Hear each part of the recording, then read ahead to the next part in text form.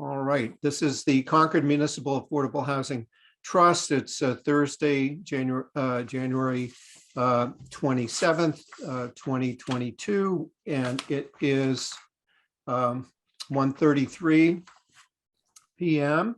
And first order of business, I'll call the roll for those present. Linda Escobedo. Present. Mike Lawson. Present. Rich Feely. Here. Carrie LaFleur. She's on, but I'll let her respond when she's able to join us. And Keith Bergman, present. All right, so we have a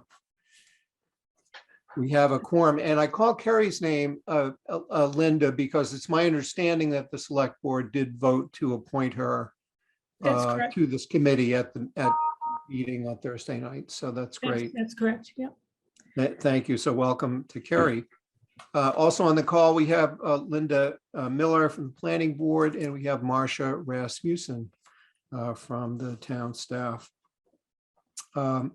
First item is approval of minutes of our meeting of January 13th. I had sent a draft set out about a week ago. I got a few comments back from Linda. I made those corrections and sent out the final product, which you've all seen.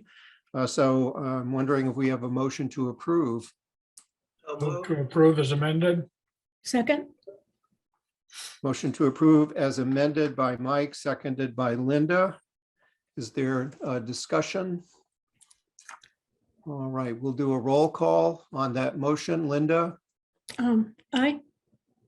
Mike? Aye. Rich? Aye. Keith? Aye. And Carrie?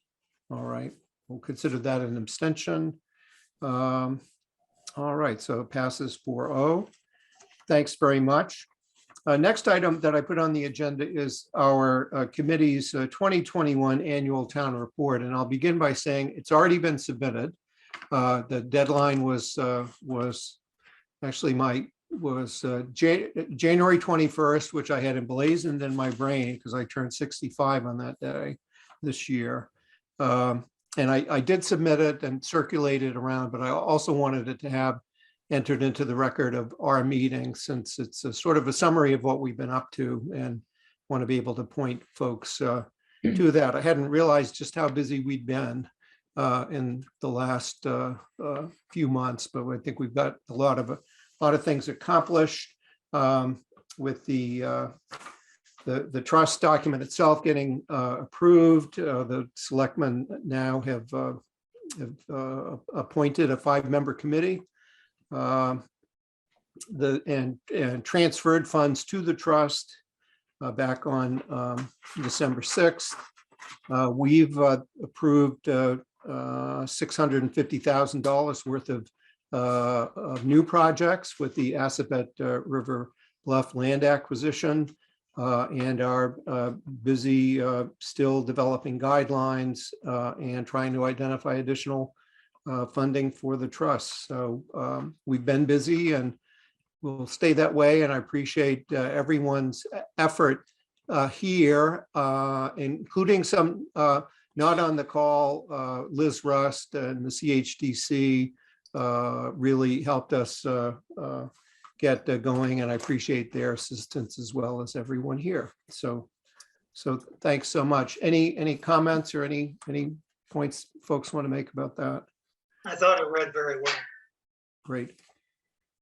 Thanks. I felt last year when I submitted a report for the Affordable Housing Trust Study Committee, it was the first report that was submitted. And this year, I think it was the report I submitted might have been among the last, but so be it. All right. So other things that we have on our agenda, just to preview, we're going to have we have on the agenda developing proposed trust guidelines for select board approval, a review of sources of funds, which get into a whole bunch of things, a review of use of trust funds, which thus far has just been one thing, public comment, then scheduling a next meeting and adjournment. So I see that Marcia's on the, if Marcia's on the call and wanted to pick up, if there's any point, if there's anything in particular that you'd like to make sure you cover or discuss while you're here, happy to do that and just rather than have you miss the opportunity later on. So welcome. Thank you. I'm really just listening, but I do have a plan of the latest iteration of the plan for the affordable housing in the open space parcel. If you care to review that for the Assabet River Bluff project. Sure. Yeah, I'm happy to take that out of order now too. We were going to review that project later on, but It can wait. It's totally. No, I'm happy. Your time is valuable, and I just from watching you on so many other committee meetings, two of the meetings I was watching last night, you managed to be at both of them. So you. Yes. So happy to have you brief us and update us on that. All right. Can you see the plan? Yeah. Yes. Okay. Yes. This is the subdivision plan. It's a multi-purpose plan. So it is the subdivision plan that we will move forward with to show the division of the property. The notes on the side, and I think I can flip it if you need to see it upright. Nope. But the second note says that lot 1 and lot 2 are to be combined to form parcel A. And the remaining land, lots 3, 4, 5, and 6, plus the right-of-way are to be parcel B. We are referring to parcel A as the affordable housing lot and parcel B as the open space lot for the land acquisition project. We have revised this subdivision plan so that a waiver will be required for the layout of the right-of-way to create a wider lot 2. It'll be an 80-foot wide depth lot, which will pull it back from the remaining open space parcel and create a more developable parcel for what we envision, what we've been discussing as a possible additional 2-family plus a single family. The single family being a 3-bedroom, the 2-family being 2 2-bedroom units, and then the existing 2-family is comprised of single family or single bedroom in each unit. So that will help us calculate the area needed for a septic system. And we believe that, and lots 1 and 2 reflect an acre, 43,560 square feet. This plan also represents an on-the-ground survey that has been done. And we have learned that we actually have more land than is represented in the deeds. The deed information, the assessor's information said there were about 5.5 acres. There's actually closer to 7 acres because the full acre will go to affordable housing, and it's something like 5.9 acres will be reserved as open space. So this is the latest iteration of the plan, and I wanted to share that with you today. Thank you. That's great. I appreciate that very much. And yeah, we've been used to looking at the plan upside down, but I was sorry about that. But I didn't walk past there today, but I'm hoping to before the sun goes down. Well, we're today. trying to also orchestrate some site walks. So stay tuned for that because I think that will be important as well. That's great. Thank you. Is there any insight on developability of the parcel A in terms of, is there room for a septic system, on-site system? Well, the existing house, the 2-family, is served by a septic system.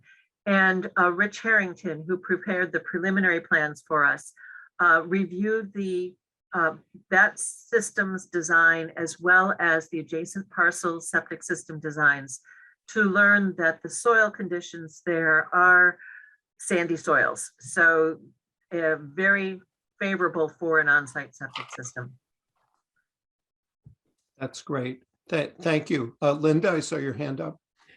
This is all terrific news, and it's good to see this latest update, because I think a whole range of questions have been answered here in terms of buildability and the actual configuration of the lot itself. So terrific, and short order here too. So thank you.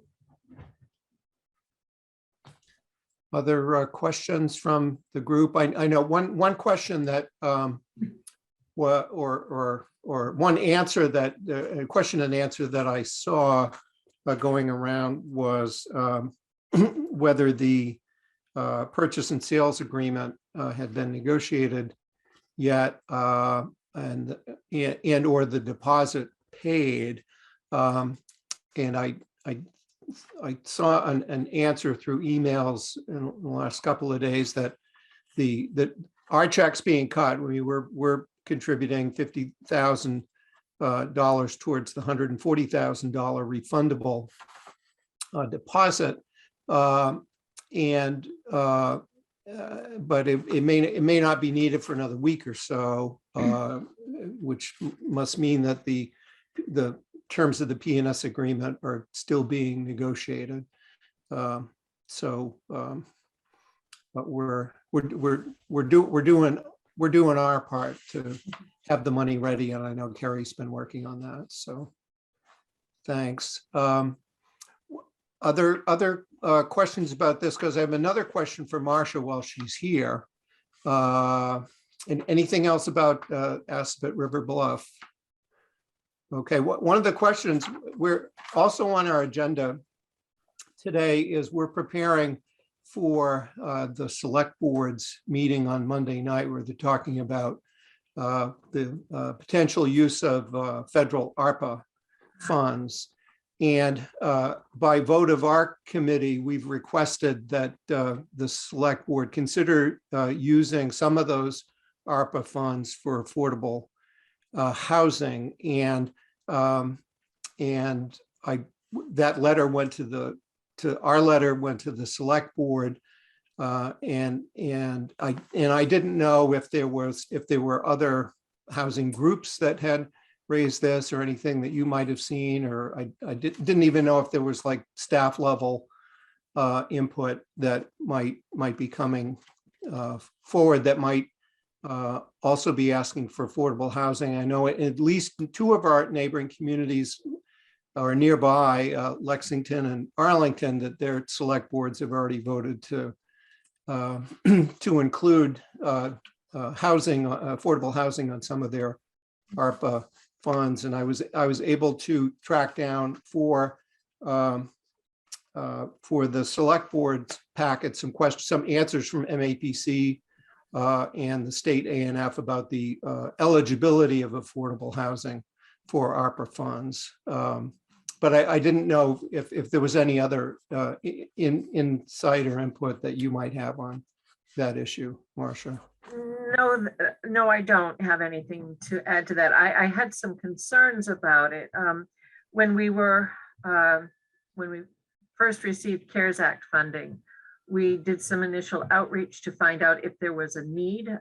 We did not hear of a need, an overwhelming need in the community for rental assistance. So that's why no rental assistance program was put into effect.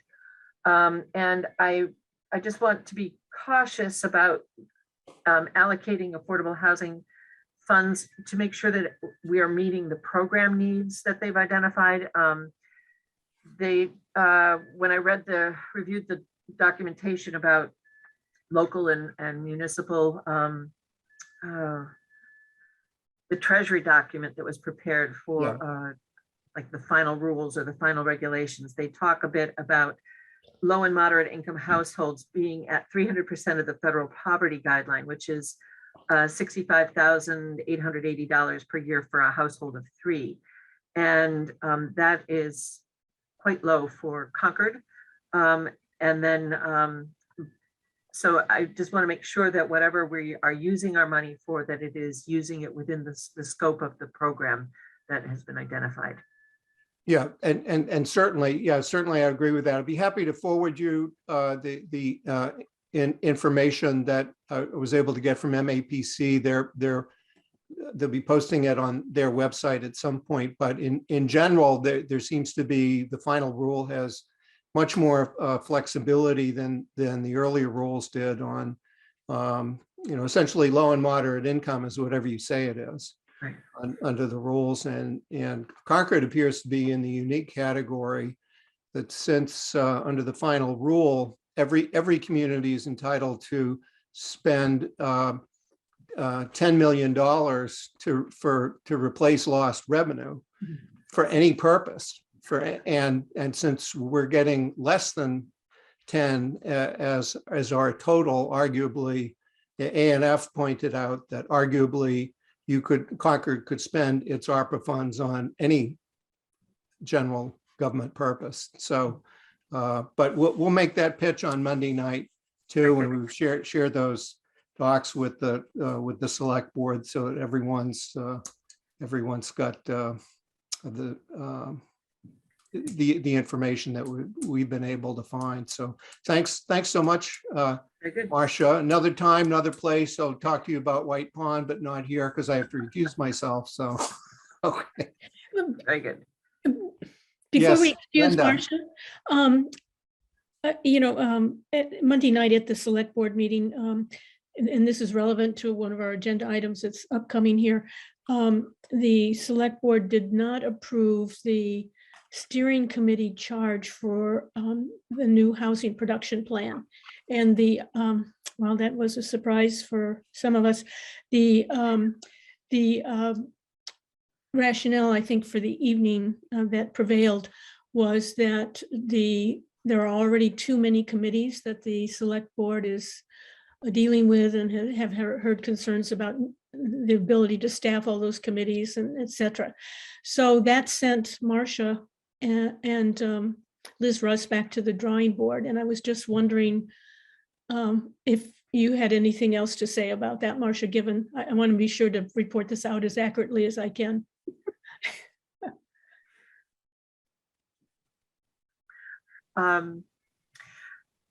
Liz and I have not had a chance yet to meet to discuss Monday night's outcome.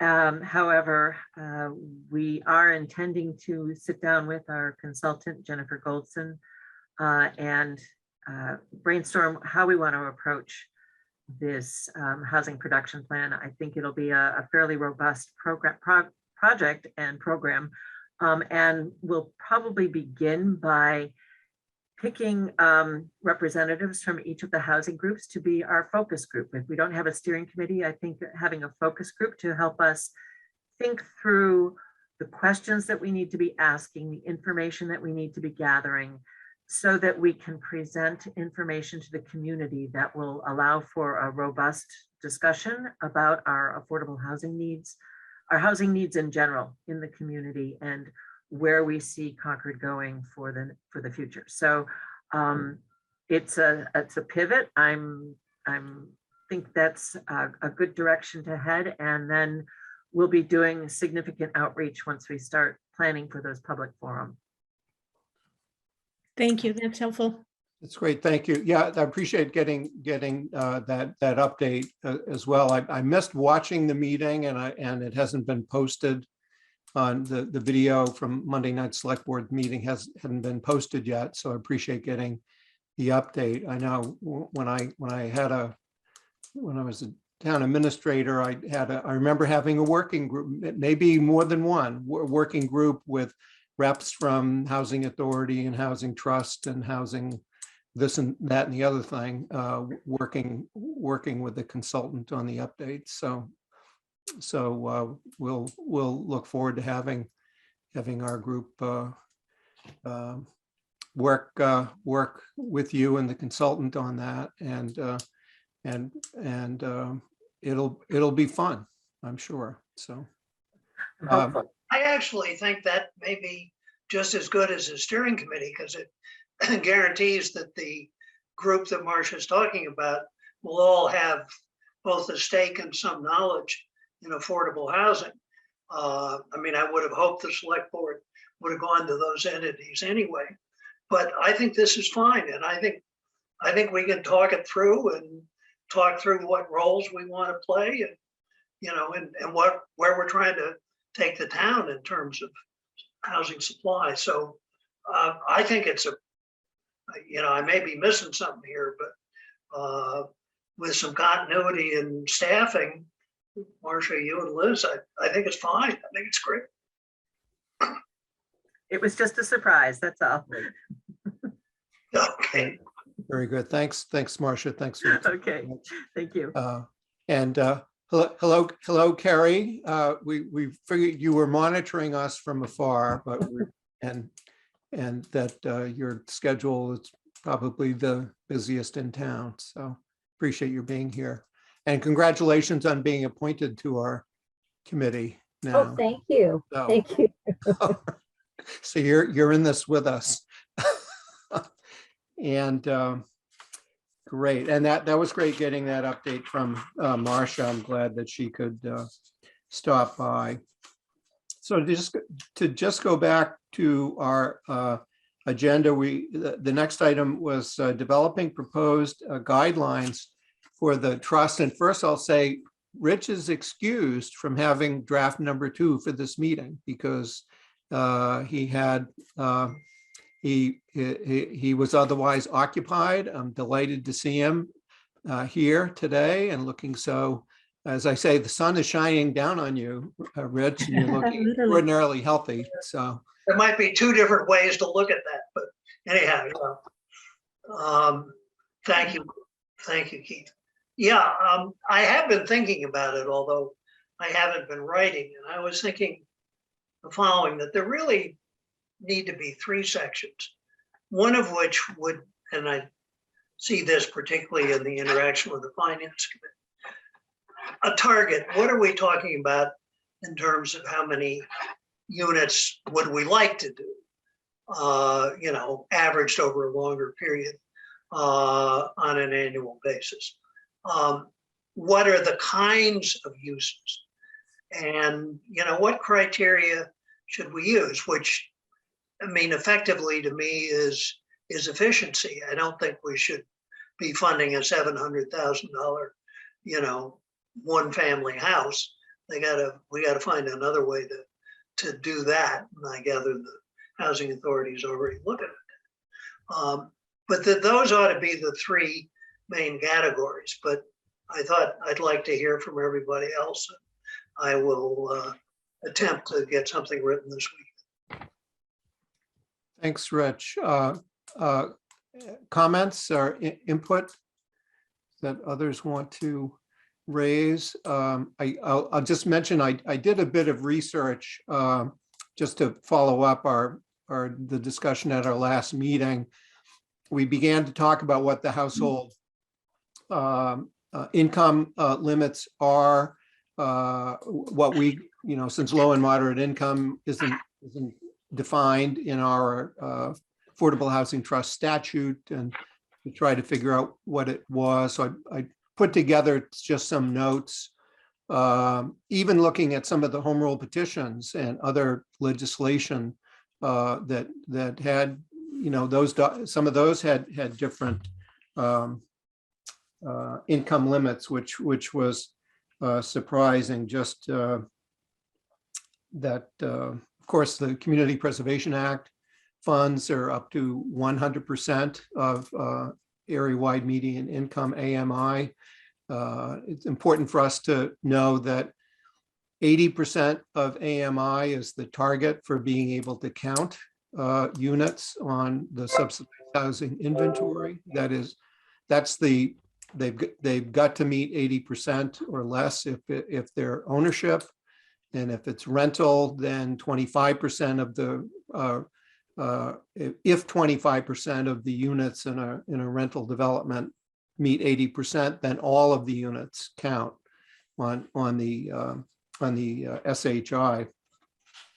And I think that I saw as well that if the statewide real estate transfer fee were adopted, or that it would allow up to 175% of AMI. Although it said the fine print was interesting, provided that monies derived from the fee and deposited into an affordable housing trust fund might be subject to lower income restrictions governing that fund. So it seemed like it seemed imprecise. In our zoning bylaw, as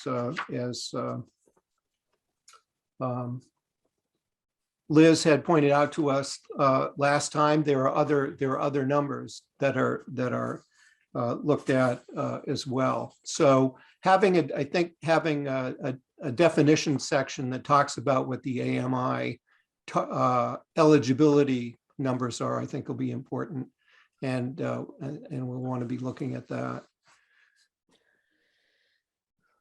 Yeah, that 170%. Bear in mind that this is, particularly needed out on the Nantucket in the Vineyard for workforce housing.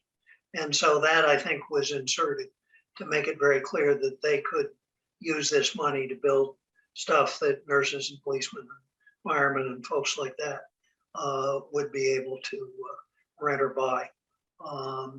But if we're not otherwise constrained, we could go there. But obviously, it seems to me the higher the AMI, then the lower our contribution should be. I mean, if we, for instance, had a program in Concord to buy some of the smaller houses, flip them, say to somebody at 150% AMI, then obviously we should be using less per unit than we would if we're supporting an 80% AMI. Right. The closer they are to market, the more the market should bear, really. Yeah. Right. Yeah. No, I mean, at that level, those people can buy a house. They just can't buy a house after what's happened in Concord. That's. But so in addition to, targets, types of projects, criteria, we need a section on AMI. In other words, what projects should we be considering in terms of the AMI that's being targeted by those projects? Right. I think it would be important definitionally, and just so we're all we all have the same expectations of what we can and cannot do. Linda? So I, for one, appreciated you pulling together those various definitions based on, what the statute was or the home rule petition we're talking about. Because it's important that we all have that information and work off of that. However, and I'm jumping the gun a little bit here, whatever we end up putting in as the content for our policy statement, I'm going to argue in the opposite direction of having a statement that is leaner, crisper, less dense, has more bullet points and that kind of thing, so that the general public and our various committees can get their hands around it. That doesn't mean we don't have reference documents or other things that people can refer to, and certainly we need it as a committee. Sorry for putting that out there so earlier, but it'll explain how some of the comments I'm subsequently going to make as we continue with this conversation. I think Liz pointed out to us last time that typically in Concord, we talk about 150% of AMI and less, and that the bylaw itself gives us the latitude for a unspecified definition of low and moderate income at this point. So it gives us the flexibility to target, depending on the town's affordable housing goals, and I'm now using it with a small a and a small h. We can, in fact, given the right sources of funding, meet the priorities that we keep hearing from the community, which are outside of also outside of subsidized housing that meets our SHI requirements and the 40B requirements. So as I was thinking about the frameworks or some general statements that would sort of introduce our policy, I don't know if you're ready to jump into that. Sure. And I haven't gotten as far on this as I had hoped to. And but I started thinking about it in terms of that initially we might provide in the policy statement, a brief introduction and purpose, and say, until such time as the new housing production plan is approved, that we were using existing town affordable housing goals, and then talk a little bit about the process as you've outlined in so many of your other documents at this point, in terms of current conversations that we've relied on existing town affordable housing goals, and also current conversations with each of the town's housing groups, as well as with the planning department, and ideally the planning board, but I'm not sure we can say we've actually had specific opportunity to do that at this point, as well as naming Rizzo and other citizens who have attended our meetings. And then I thought, additionally, we will be able to cite that we've had discussions with FinCom, and I've already mentioned citizens attending our meetings, because we are scheduled to go to FinCom, are we not, Keith, in an upcoming date? Yeah, February 24th. Yeah, okay. So maybe we have to reference a planned discussion to meet with the FinCom. Yeah. But again, just trying to show the breadth beyond just our housing committees, I guess is my point that I'm trying to make, I think is important. And then the other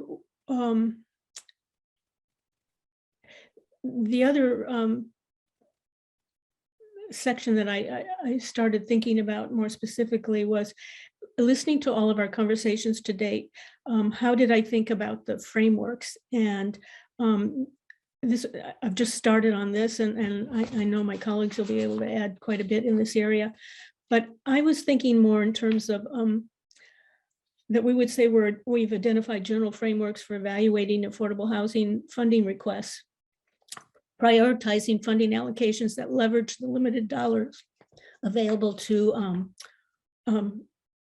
our group at this time, and that we anticipate additional, that one of the frameworks would be that we anticipate additional affordable housing units needed to meet new 40B threshold based on new 2020 census data. So that would be like a framework or a category. That we're also, one of our policy guidelines is that we maximize leveraging of limited dollars currently available. 3, that we would continue to advocate for funding sources to meet town goals for a range of low and moderate income affordable housing units, both SHI eligible and those 150% AMI and below, depending on funding sources available. And then encourage, the next framework might be, we encourage projects which embrace Concord sustainability principles. And I'm sure all of you can add many more to these, but I'm just trying to illustrate how I began to think about this.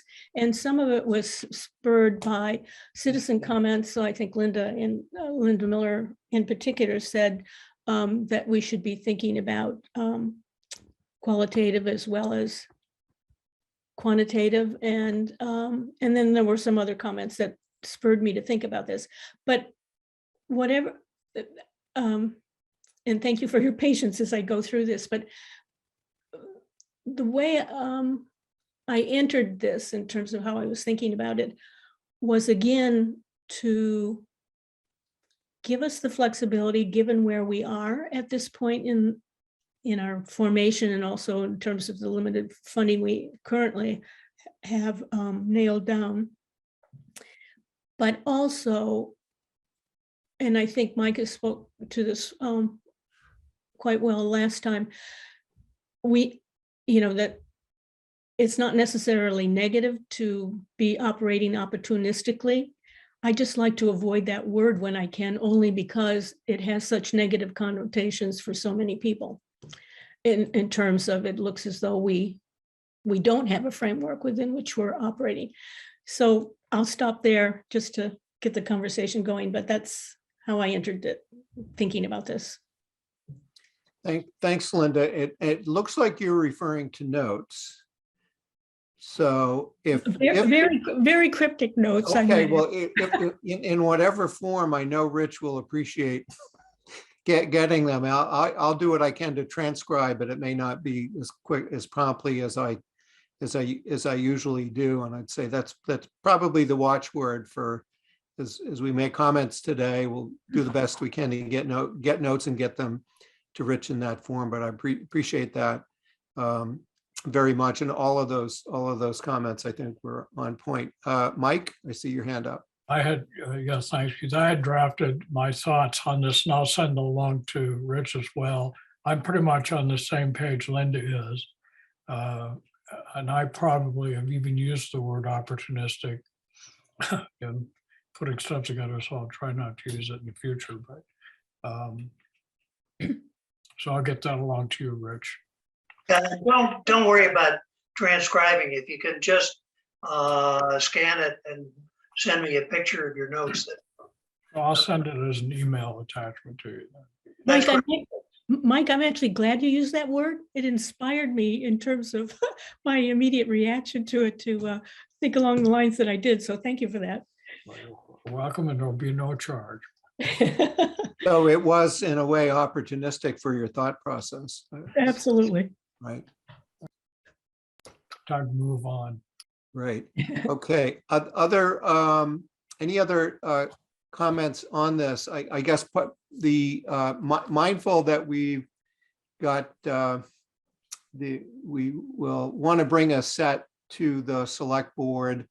I'm thinking we need at least one, maybe two more meetings on this, hopefully one. But if in terms of a target, would we want to try to meet next Thursday or the following Thursday? Folks have a sense of what we were meeting about once a week, sometimes twice a week now, and it's been 2 weeks since in between our most recent meetings. Do we since our purpose would be to try to finalize a document? Yeah, Mike? I just think we should meet weekly until we get this hammered out and Yeah. get this in front of the select board, Yeah. so we can get on with things. Okay, so when it comes to it, let's think in terms of having a meeting 1 week from today, our next meeting 1 week from today at 1:30, as we've been doing. Hope that So works. let's see. That's the February 3rd. Okay, great. But Thank you. if I get them out Sunday night, which I will commit to do barring other medical problems, excuse me. Folks, I've got a doctor's call here I gotta take. Okay, sure. Give me. Take care. I'll be Okay. with- Okay, thanks, Rich. Okay, So 1:30 on the 3rd. yes, Okay. and let's why don't we pencil in 1:30 on the 10th as well, just so we've blocked out the meeting times if we need them. And that's great. So the next topic is sources of funds, which I created two agenda items, which maybe can be standing on sources of funds and then use of funds. For the source of funds, right now we're talking about a lot. The legislation that's pending, exploring alternative funding sources, annual town meeting appropriation, and preparing and this time out preparing for the select board's focus meeting on ARPA funds. So I thought it'd be worthwhile to just give a quick rundown. We've gotten updates on a lot of these, but I've been checking the legislature's website regularly, and I haven't seen any updates of any of the legislation we care about being reported out favorably by new committees yet. They have until February 2nd to do so. Maybe they're waiting until the last minute, but the home rule petition for the building permit surcharge was favorably reported out by its committee. The one for real estate transfer fee for Concord has not yet been reported out, nor has the statewide real estate transfer fee bill that Mass General Brigham announced last week that they're in support of. So my hope is that we'll be hearing something soon. Well, I feel assured we will see February 2nd come and go, and then we'll know which bills got a favorable report. Yeah, Linda. So I just want to, I know you drafted a letter on behalf of this committee on the transfer fee, and the select board letter also voted to draft a letter, which I did yesterday, and the chair is sending it out today. So, oh, great. That's great. Thank you. And their meeting is the Joint Revenue Committee meeting is tomorrow. So, hopefully you're right. February 2nd will come and go. We'll see where we are. And what I hear as well is that sometimes when the legislature reaches this point, they just give themselves an extension. So, right. But this is to get us to move, and we're moving. All right. So thanks on that. On the topic of exploring additional alternative funding sources, I had sent along some links to some housing toolbox resources that the state puts out. Mass Housing Partnership is part of that too, and that and while we're a fairly new municipal affordable housing trust, that the trusts have been in existence for a while, and there's a whole bunch of things that our counterparts elsewhere look at, which we may want to look at methodically as well. And those include, the literature says that one of the principal sources for municipal affordable housing trusts are community preservation funds, which in some communities are done routinely, and on other communities it's for special projects. It's a topic, if we want to raise it, I think it would be the group we'd want to have the conversation with is the CPC itself, to just see how they feel about that.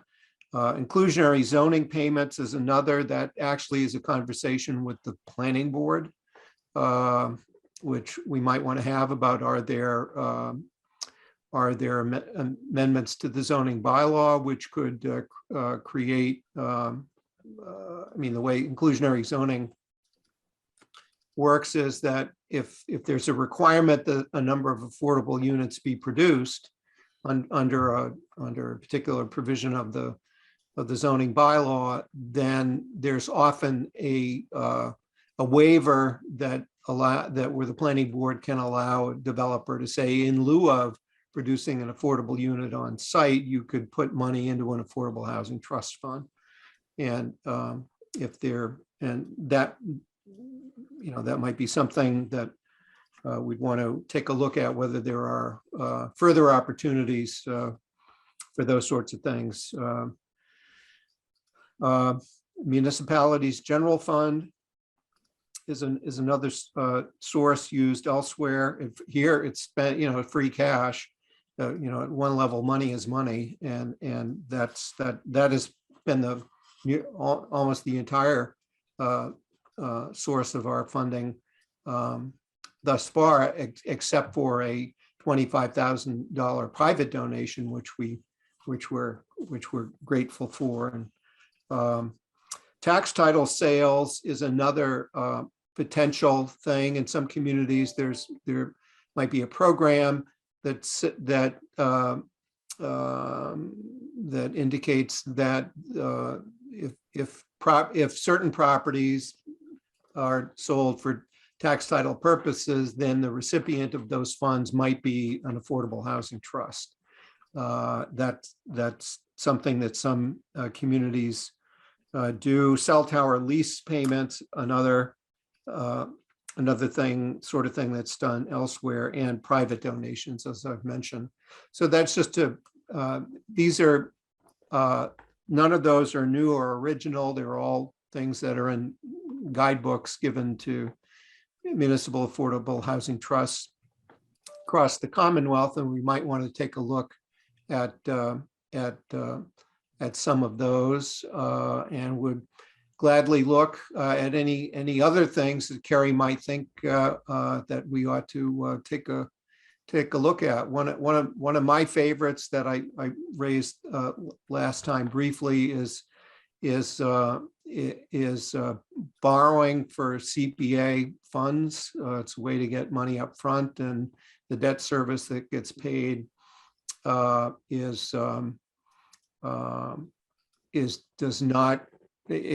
not sensitive to the property tax levy. It would be paid out of a CPA budget from in future years. But it's a way to finance if ever a big project came along and we wanted to be able to grab it and pay for it, and it comes at a time before we have one of these revenue streams from a real estate transfer fee. It might be something that the community wanted to look at. So in the short term,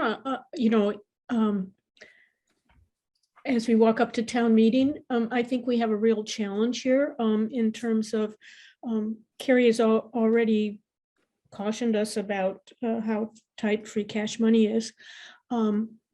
There are many, as we'll find out Monday night, there are many interested, I'm sure, in using the ARPA funds. And so, and I've already heard, a suggestion made that, is it possible to use ARPA funds to help purchase the Assabet River Bluff site, or at least the housing part of it. And the challenge I see in this conversation, besides the many of us who would like to access the ARPA money, is that if we don't continue to simultaneously at least make the request for an affordable housing allocation this year at town meeting, I think we're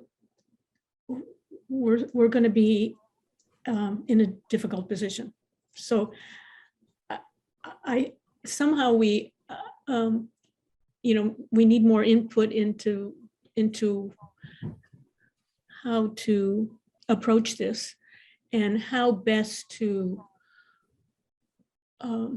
communicate it so that people again can get their hands around it and are not, can focus on just what our ask really is.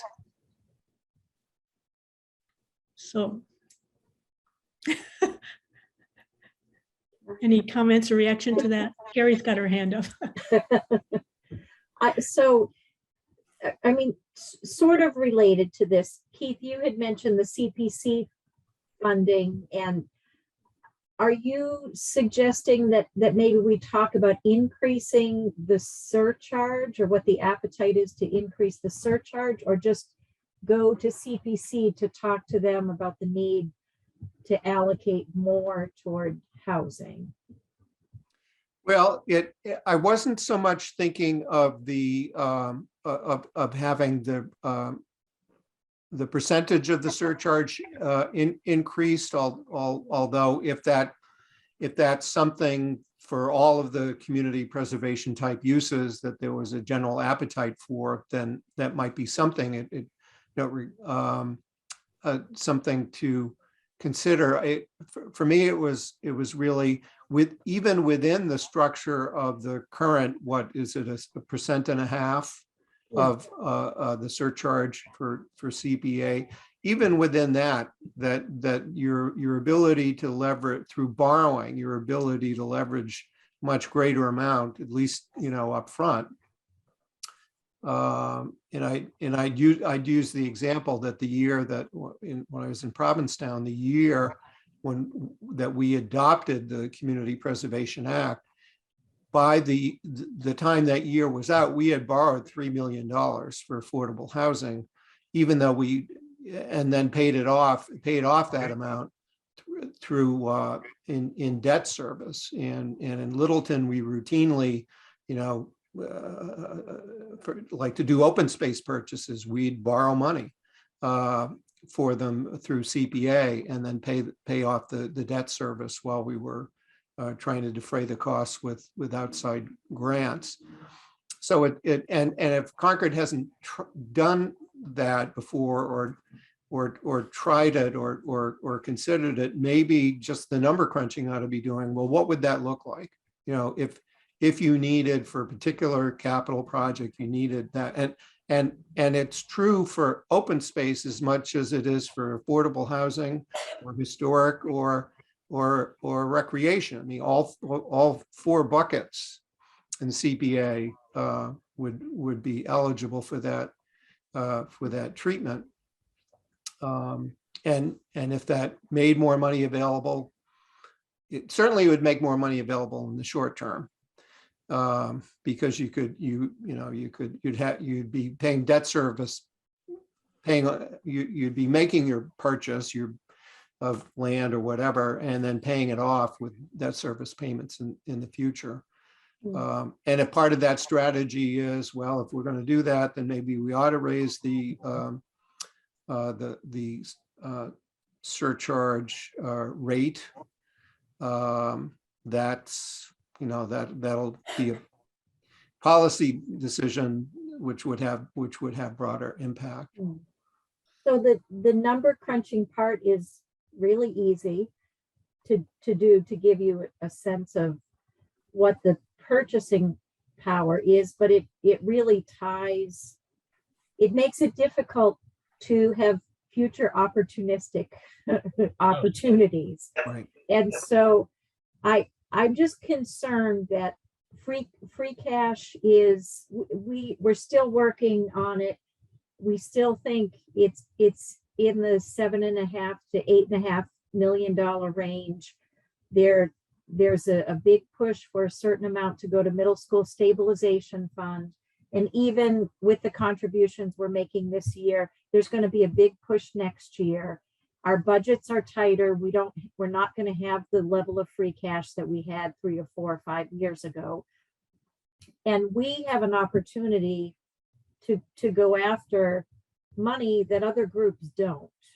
That we have the opportunity to push the idea of raising the surcharge on CPA. Some of the groups working on different projects, CPA isn't a source. Now, I've been here for 5 years. I haven't heard any significant talk about increasing the surcharge. Probably everybody else here could fill me in about efforts in the past and maybe why they weren't successful. But I just don't think free cash is something that we should be banking on, because it's just not going to be available. And I don't think that we win the argument, so to speak, over the middle school, right? Because I hear the finance committee, they are committed to affordable housing, but they feel that over the last 3 or 4 years, including Junction Village, that a huge commitment has been made to affordable housing. And not that, oftentimes people go to town meeting and vote what they want, and it doesn't matter what the finance committee has to say. But I just wonder about pushing the CPA surcharge now. CPA surge charge increase came up a couple of times when I was on the select board, and it didn't really have a lot of steam.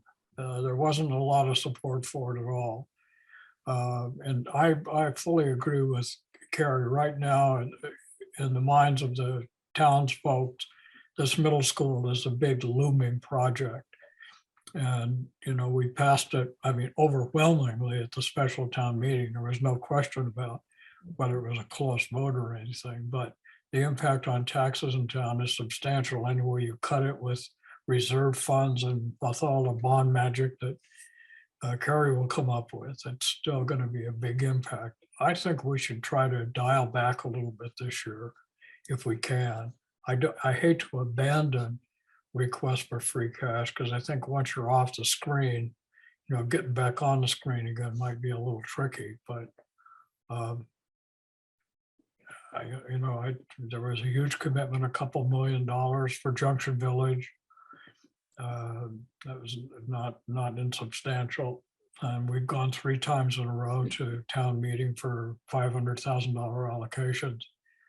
I think Keith has opened my mind a little with his experience on Nantucket and Provincetown and Littleton, that we haven't really explored non-town ways of gathering funds to support affordable housing very aggressively. At least in my experience, we haven't. And I'd like to see us try that. You know, we were, in fact, one of the experiences in Littleton, when it came time to adopt the Community Preservation Act, which happened when I was there, that we decided to adopt the so-called blended Community Preservation Act. We were the first town in the Commonwealth to do that. And even though the surcharge in Littleton was only 1%, we were able to identify the equivalent of another 2% worth of revenues that we had town meeting vote into the CPA fund. And cell tower, I'll tell you, happened to be cell tower revenues. We'd been raising them for years. They were being put in an article for affordable housing, and we just moved that revenue stream into the Community Preservation Act and fund. And then when we did, we were suddenly eligible for the highest rate of state matching funds because we were viewed as being at 3%. And that it was just it was just looking at a strategy, or there are ways to get things done. And in that case, it was a way to leverage more state matching funds. We've got a cell tower coming down the road sometime. At least that's the rumor. I saw balloons and a crane over at the Public Works a few weeks ago. Well, you know, and the other thing that we did routinely was when we had development deals and there were mitigation payments paid by a developer to the town, we put those in the Community Preservation Fund as well,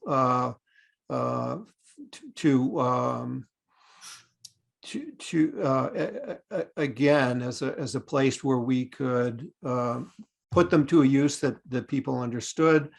We put it in and then we take it out, but that act helped us get more state matching funds. But we were, my board was fairly aggressive at going after the mitigation payments from developers, and we got a lot. Well, those are 2 perfectly good examples of monies that rather than going to the Community Preservation Act, though, if just those 2 examples that you raised, Keith, if there was enabling legislation that those funds would go directly to the housing trust. All mitigation payments for affordable housing go into the affordable housing trust. Right. Any municipal cell phone payments go to the affordable housing trust. I mean, those are right. Yeah, all new monies. Those might be things that we want to explore and would be palatable, especially if it's not money that's been collected before, and no one's relying on it right now, and we can go out and shake the tree and help bring some more funds in general. Rich? Yeah, and if I'm covering something you folks have done while I was away, cut me off. But I'm reluctant to give up getting some money into the fund this year. But my thought would be, if we can put some ARPA money in, then we've maintained the tradition of putting money in each year. And, I think, development fees, I mean, Boston puts it into their affordable housing fund almost automatically, I think.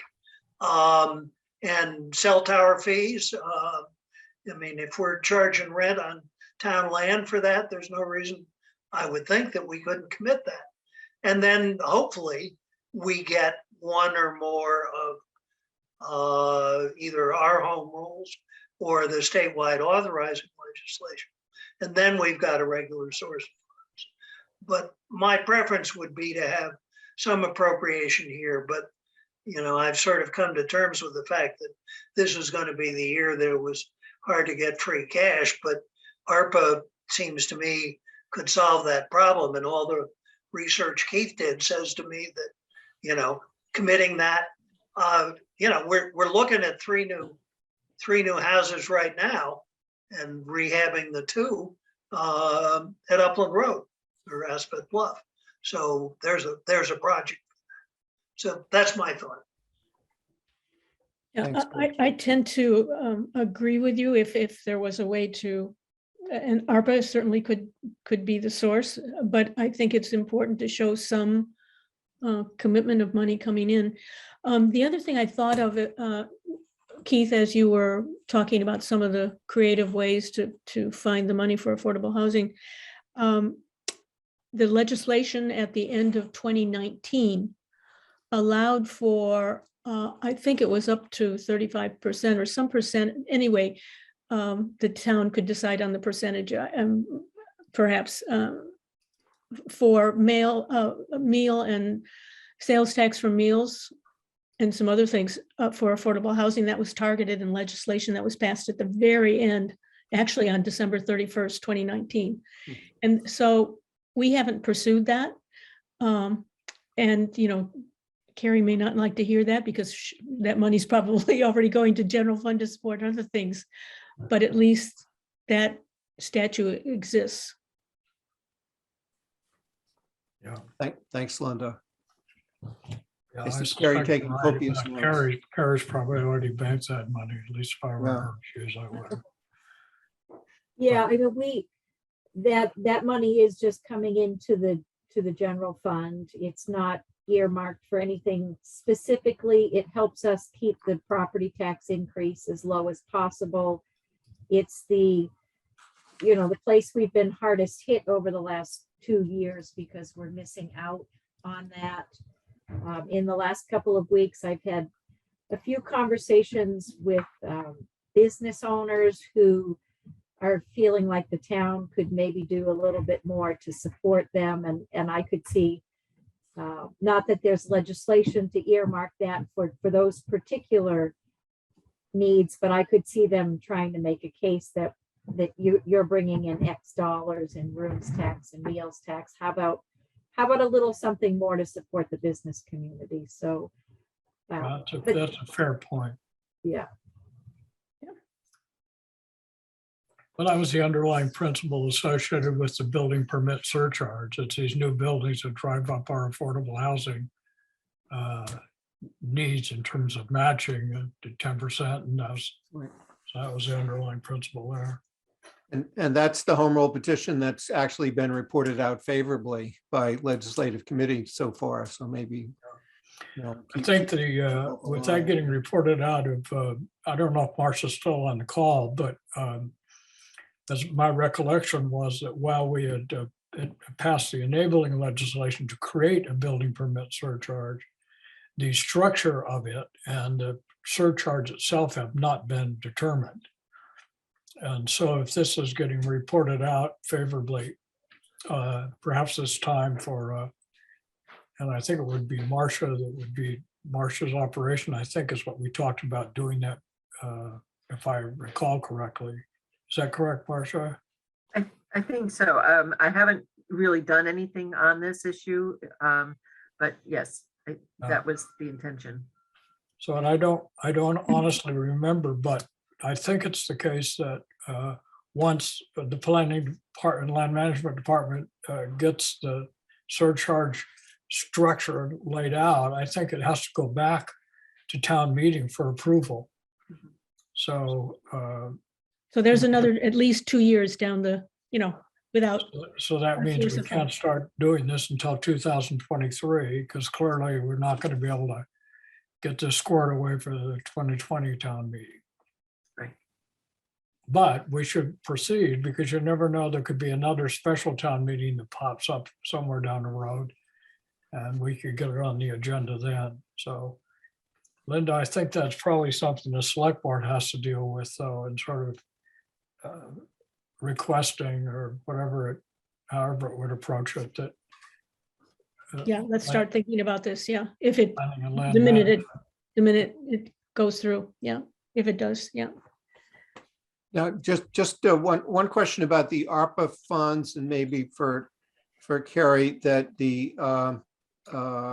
we've submitted for the selectmen's packet, we've submitted a letter from this committee recommending or requesting funds, and would that be in their packet for Monday night's meeting? Do you know? Yes, it will. Okay. Yeah. And what about the late breaking information from M8 that I forwarded to you and Terry yesterday from MAPC and ANF? It might be helpful to have those guidelines, interpretations in the packet too. Yeah, I think we will include that. I don't think we're going to solicit a legal opinion just yet, because I Yeah. think we have enough of a general sense that the things that we're talking about are likely eligible for ARPA funding. And I think if we have anything more specific, we might go for a specific opinion. Right. Yeah, that sounds good. Well, I'm pleased to hear your enthusiasm about the eligibility. So that's and then we'll fight the good fight for So policy. Keith, definition. sorry, Yes, Linda. Keith, in that vein, when we have the discussion on Monday evening, I'm sure there will be some participants there who will be asking for very specific projects and amounts. And I think your letter was general, it included a lot of information, but I don't think there was a specific ask in that letter. Am I remembering correctly? Yeah, the vote, neither the vote nor the letter requested a specific amount. Right. And so I don't know if we would want to, since we're discussing it now and we're in session and could take a vote. How do we feel about $500,000 for ARPA funds this year? Tied to withdrawing the free cash article, correct? Yeah, tied to that, and I guess and if that's the case, the reason that the select board could deliver on it is that it's the select board that decides the use of ARPA funds. So if the select board were to take a vote to award $500,000 to go into the Affordable Housing Trust Fund for ARPA eligible projects, or however you like to say it, that would satisfy me as far as what do we think we need from the town this year. Since I agree. it's an uphill battle to get a town meeting article. We wouldn't need to ask town meeting. I think that would be very wise on our part, frankly. I think it's a great strategy. We still don't have the permanent source is the permit fee or the transfer fee. But here's another transitional year coming from a unique source that's available to us this 1 year. So I would move that the committee request the select board to allocate 500,000 from ARPA for qualifying affordable housing projects, including but not limited to the Aspet Bluff development. I mean, we've got our land purchase, but we know we're going to have to help build those buildings as well. Right. Is there first for discussion, is there a second to Rich's motion? I'll second it, but then my first point is, do we want to add language to the motion? And if so, allocated to withdraw the select board warrant article allocating $500,000 of free cash to the trust? Amendment. Well, it's just asking as a question first here. Is that, Yeah, I think that would be a strong message to bring, that that we would be at the end of the day, what we're interested in is to be able to maintain the level of funding for the trust for another year. And if we can achieve that through ARPA, that would be great, and we are thankful, and we would ask the select board not to bring the request forward to town meeting. So, go ahead, Linda? Mike. go ahead. I think Mike wanted to finish the thought there. Go ahead, Mike. No, I just wanted to say, well, I want to hear from Linda first, because I was going to say, well, then if Frank will allow that to stand as an amendment to his motion, but I want to hear from you first. So I'm concerned when we talk about this in terms of for one more year, because in fact, ARPA funds are available through the 24, and I don't know how they're going to get allocated. And we don't, the middle school project is going to be looming over us for particularly over the next few years. And so that's one concern I have. And then the other concern in terms of the language, I agree with this approach in general, but to limit it to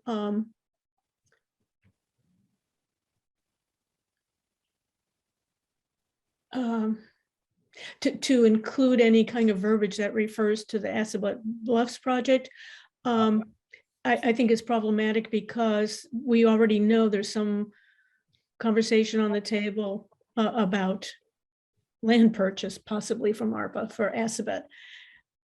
So, I don't want to either limit us or restrict. Yeah, but whatever. I would accept both of those as friendly amendments. Right, then I'll be happy to second the amended motion. I wonder if we could have a new emotion or reword it. Let's Try it again, Rich. Okay, we'll let take me everything off the try table. again. Okay. To request the select board to approve $500,000 from ARPA funding for the Affordable Housing Trust, and to withdraw the request for free cash, such money to be used for ARPA qualifying affordable housing projects.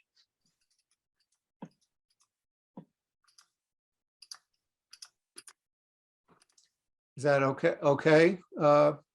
Is that that's the motion? Let's Withdraw, withdraw our current request for the appropriation, right? Oh, withdraw our request for the appropriation from free cash. But I'd be cautious here. We're asking them for an ARPA allocation, and I would say, and if granted, to remove our request for a warrant article, right? So we don't want them to consider it, say no. Yeah. Yes. Select boards are tricky. Gotta watch them. We could get into, we could get. spend enough time on the select board, Michael, that a great deal I don't. That's totally correct as far as I'm concerned. Shall I For, try again? well, Yeah. Mhm. well, let's say, I think we've got a motion, yeah, if not granted.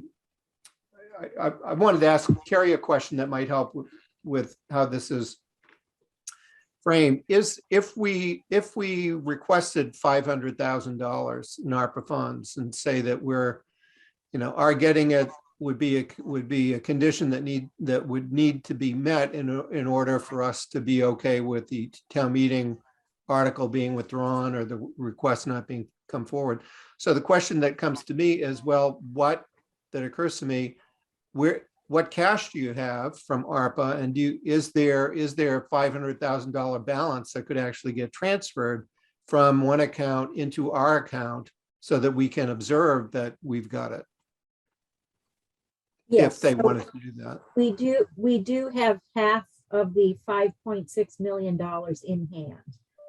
And the only allocation that has been made is $400,000 in lost revenue for parking meters. That was a part of the fiscal 22 budget. Mhm. So $5.2 million, and again, plenty in hand at this Right. point in time. Okay, so we could reasonably request that if the funds are transferred if the select board were to approve the funds into the Affordable Housing Trust Fund, then we would, withdraw, then we would urge them to withdraw the request to town meeting. So but we can ask to withdraw the current Concord Municipal Housing Trust request for the appropriation, right? Not this.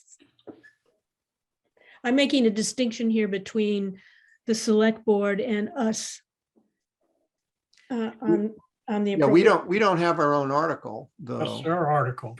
It's Right. there.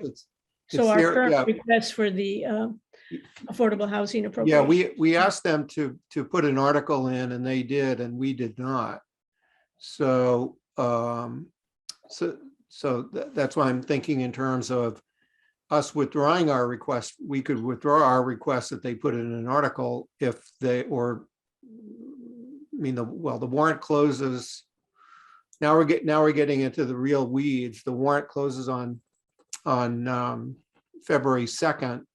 It's in the select board's hands. Is it ever the practice of the select board to take an article off the warrant before it gets posted? Or what is their practical deadline for not keeping it on the warrant? I'll state in the positive, and the current position of the select board is that there will be a warrant article. This is my understanding, that there will be a warrant article submitted on February 2nd. The amount and whether it stands to be determined at a later date.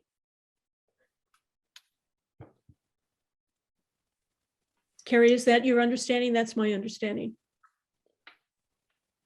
Yes, it is. So the select board has not set an amount.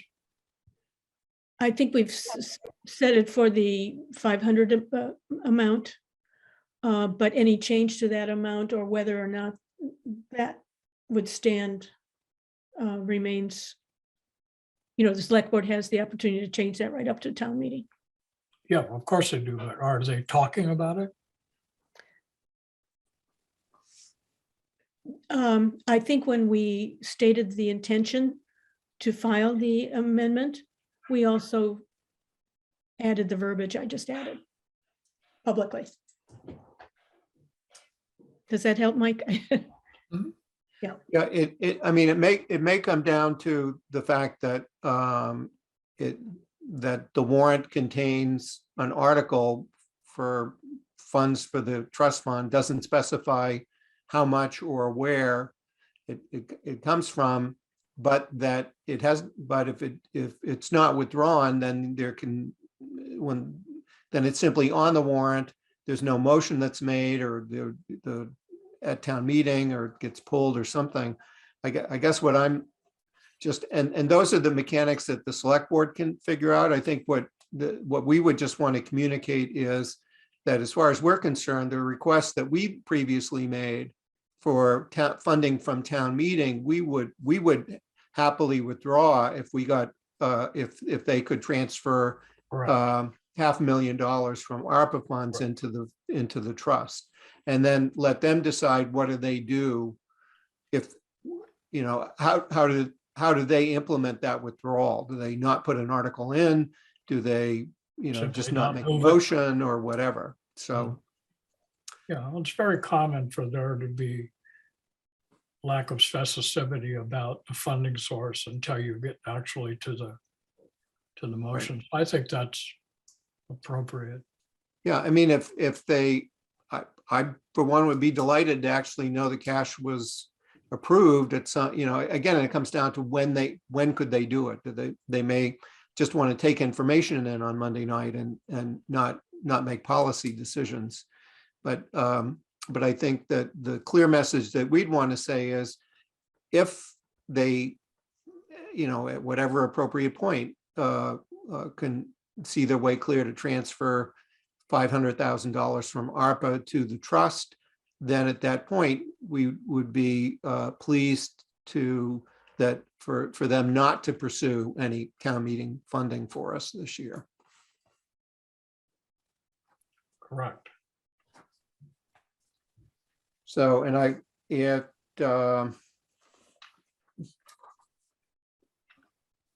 so let's see, in terms of a motion, I'm going to read back my notes and see if that works. The motion by Rich is to request that the select board approve transfer of $500,000 from ARPA to the Affordable Housing Trust Fund. And if such sum is granted, to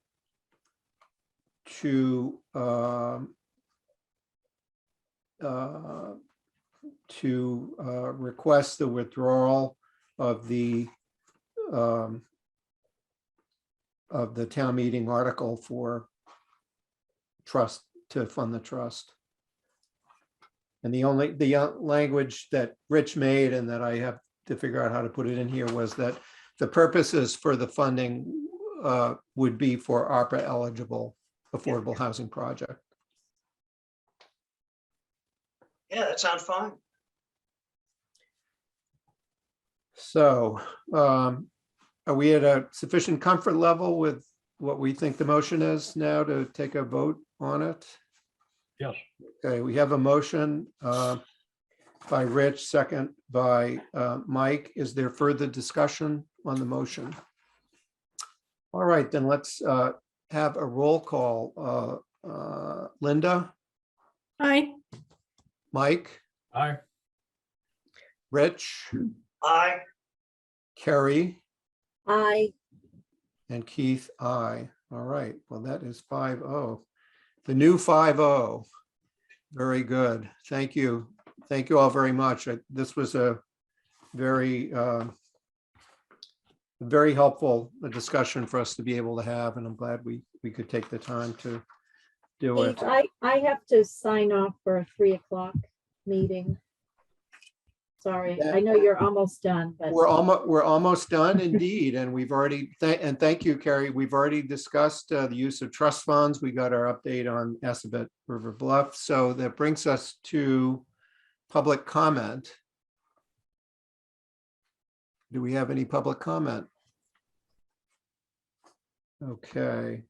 Then that brings us to scheduling the next meeting, which we've already discussed. We will meet next on February 3rd at 1:30 on Zoom. And we will pencil in the 10th as well on our calendar so that we know that if we have to meet weekly for a couple of weeks to get it done, we will do that. So now I think we've come to the time where a motion to adjourn is in order. So moved. Second. Motion by Mike, second by Rich. And let's take a roll call vote. Linda, Aye, and I'll get my notes to you, Frank. Thank you. Mike, Aye, and I've already sent my notes, Rich. Thanks very much, Mike. and Rich.